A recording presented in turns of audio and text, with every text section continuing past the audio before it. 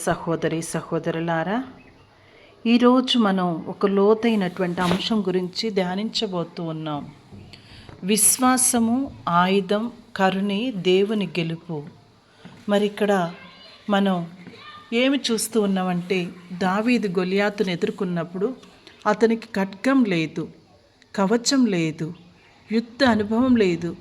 సౌలు చెప్పిన మాటలు మన జీవితాల్లో మనం తరచు వినే మాటలే. నీవు ఈ ఫిలిస్తీనుతో పోరాడలేవు, నీవు చిన్నవాడివి. కానీ దావీదు తన బలాన్ని తనలో చూడలేదు. అతడు దేవుని మీద తన విశ్వాసాన్ని పెట్టాడు. తన చేతిలో ఉన్న చిన్న రాయి తన హృదయంలో ఉన్న గొప్ప విశ్వాసం అని గొల్యాతును పడగొట్టాయి.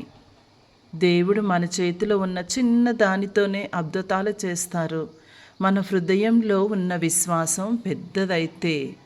మరి దావీదు గెలిచింది శక్తితో కాదండి, పదవితో కాదు, పూర్తి విశ్వాసముతో. మరి ప్రియ సహోదరులారా, ఈరోజు మనం మార్కు సువార్తలో వింటూ ఉన్నాము. యేసు ప్రభువు మరి సబ్బాతు దినమున ఊచ చేయువానికి స్వస్థతను దయచేస్తూ ఉన్నారు.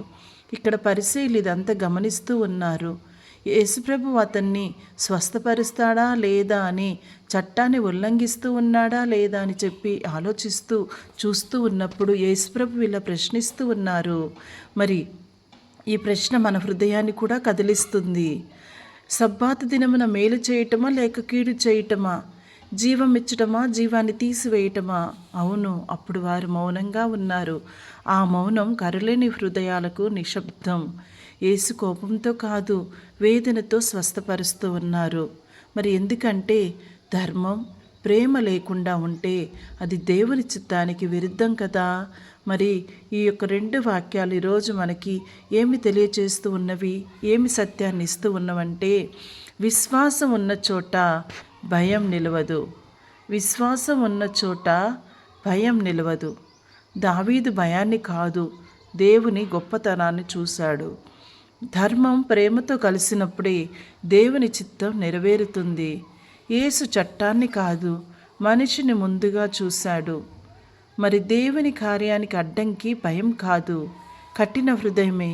గొల్యాతు శారీరకంగా పెద్దవాడు, కానీ మన హృదయం ఎలా ఉందో ఆలోచించుకోవాలి ఈరోజు.